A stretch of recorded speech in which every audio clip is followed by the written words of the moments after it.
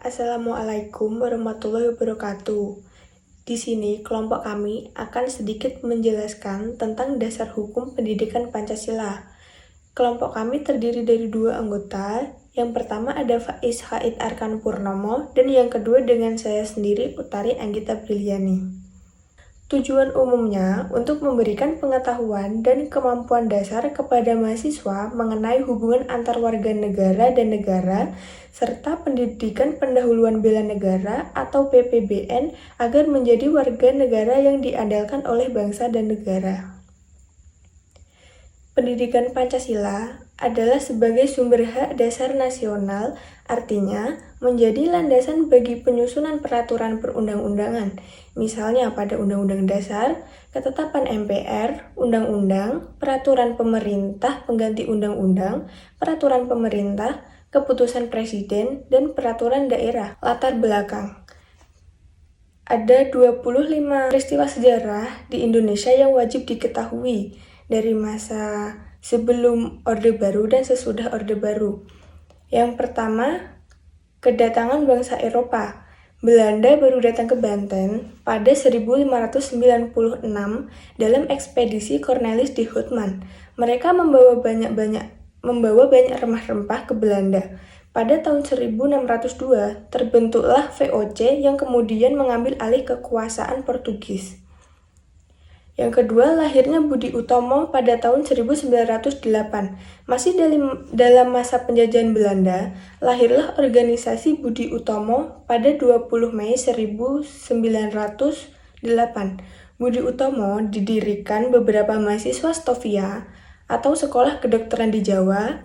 Tokohnya seperti Sutomo dan Wahidin Sudirohusodo. Lahirnya organisasi ini menjadi tonggak perjuangan kemerdekaan Indonesia. Yang ketiga, Sumpah Pemuda pada tahun 1928. Setelah Budi Utomo, muncul berbagai organisasi yaitu Trikoro Darmo dan organisasi kesukuan seperti Jong Java, Jong Selbes, hingga Jong Bata. Gagasan untuk menyatukan wilayah Nusantara semakin kuat dan digelarkan Sumpah Pemuda pada 28 Oktober 1928. Yang keempat, Indonesia dikuasai Jepang pada tahun 1942. Tahun 1942, Jepang menduduki sebagian besar wilayah Indonesia, termasuk Batavia. Akhirnya Belanda menyerah tanpa syarat kepada Jepang dengan ditandainya penandatanganan Perjanjian Kalijati pada 8 Maret 1942. Di masa Jepang inilah terjadi perubahan luar biasa dalam perjuangan kemerdekaan. Yang kelima, Soekarno memperkenalkan Pancasila pada 1 Juni 1945. Jepang berjanji akan memberikan kemerdekaan kepada Indonesia dengan membentuk Badan Penyelidik Usaha-Usaha Persiapan Kemerdekaan Indonesia atau lebih dikenal sebagai BPUPKI. Sidang BPUPKI pertama dibuka tanggal 29 Mei 1945. Pada 1 Juni 1945, Soekarno mengusulkan Dasar Negara Indonesia dengan nama Pancasila. Peristiwa ke-6 yaitu Rengas Dengklok pada tanggal 16 Agustus 1945. Meski Jepang sudah berjanji akan memberi kemerdekaan, kalangan pemuda tidak setuju dengan hal itu. Golongan pemuda ingin Soekarno segera memproklamasikan kemerdekaan sendiri. Yang ketujuh ada Proklamasi Kemerdekaan Indonesia pada tanggal 17 Agustus 1945. Sempat terjadi perdebatan panas di Rengas Dengklok, namun akhirnya Bung Karno setuju memproklamasikan kemerdekaan pada tanggal 17 Agustus 1945. Yang ke-8, Pertempuran Medan Area pada Oktober 1945. Kemerdekaan Indonesia tidak serta-merta membebaskan negara dari berbagai upaya negara lain merebut wilayah. Salah satunya adalah kedatangan tentara sekutu yang diboncengi Netherlands Indies Civil Administration atau NICA atau Pemerintahan Sipil Hindia Belanda pada 9 Oktober 1945 ingin merebut wilayah Indonesia. Yang ke-9, Pertempuran Ambarawa pada Oktober 1945. Pasukan sekutu yang dipimpin Brigjen Batel mendarat di Semarang pada 20 Oktober 1945. Saat sekutu menuju Magelang, masyarakat menyerang mereka hingga terjadi kerusuhan. Yang ke-10 ada Pertempuran Surabaya 10 November 1945. Pada 25 Oktober 1945, Brigjen AWS Malebi dan tentara sekutu tiba di Surabaya. Pertempuran antara rakyat Surabaya melawan sekutu tak terelakkan. AWS Malebi tewas dalam pertempuran itu. Ke-11 ada peristiwa Merah Putih di Manado pada 14 Februari 1946. Di Sulawesi, yakni di Manado, juga terjadi upaya dari Belanda untuk merebut kembali kemerdekaan Indonesia. Rakyat Sulawesi melawan dengan menyerbu markas militer Belanda di Teling, Manado pada 14 Februari 1946. Yang ke-12, Pertempuran Bandung Lautan Api pada 23 Maret 1946. Salah satu pertempuran paling terkenal adalah Bandung Lautan Api, yang dimulai ketika pasukan sekutu diboncengi NICA tiba di Bandung pada 13 Oktober 1945. Mereka mengeluarkan ultimatum kepada para pejuang agar meninggalkan wilayah Bandung Utara, namun para pejuang menolak. Yang ke-13, Perjanjian Linggarjati pada 15 November 1946. Belanda tidak mau mengakui kemerdekaan Indonesia secara de facto dan terus berusaha menduduki berbagai wilayah Indonesia. Untuk mengakhiri ini, dilakukannya Perjanjian Linggarjati di Kuningan, Jawa Barat pada 10-15 November 1946 dan disahkan pada 25 Maret 1947. Ke-14 ada Perjanjian Renville pada 18 Januari 1948. Belanda melanggar Perjanjian Linggarjati dan kembali melancarkan serangan yang disebut Agresi Militer Belanda atau AMB pada 21 Juli 1947 ke kota-kota besar di wilayah Jawa dan Sumatera. Ke-15, Pemberontakan DITII pada tahun 1948 sampai 1949. Selain harus menangani AMB2, Indonesia juga harus menghadapi pemberontakan dari dalam, yaitu terjadinya pemberontakan Darul Islam atau Tentara Islam Indonesia. Ini adalah konflik politik pertama pasca kemerdekaan. 16. Serangan umum 1 Maret 1949. Salah satu peristiwa sejarah Indonesia pada masa AMB2 adalah serangan umum 1 Maret 1949 di Yogyakarta.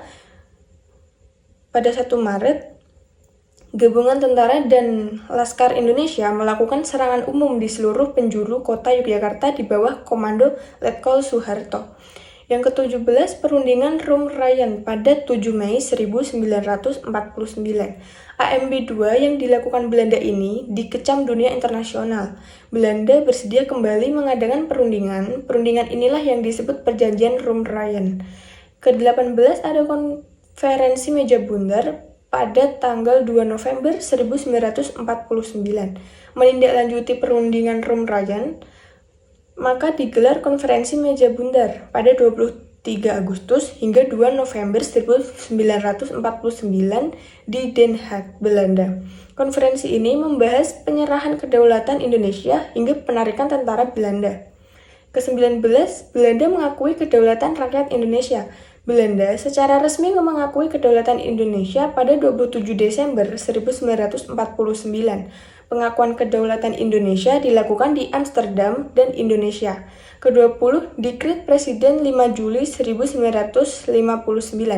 Kegagalan konstituante membentuk Undang-Undang Dasar baru mengganti UUDS pada 1950 membuat perpecahan dalam konstitusi. Presiden Soekarno mengumumkan Dekret Presiden pada tanggal 5 Juli 1959 yang berisi bubarkan konstituante. Kemudian kembali ke Undang-Undang Dasar 1945 dan tidak berlakunya UUDS 1950 serta pembentukan MPRS dan DPAS.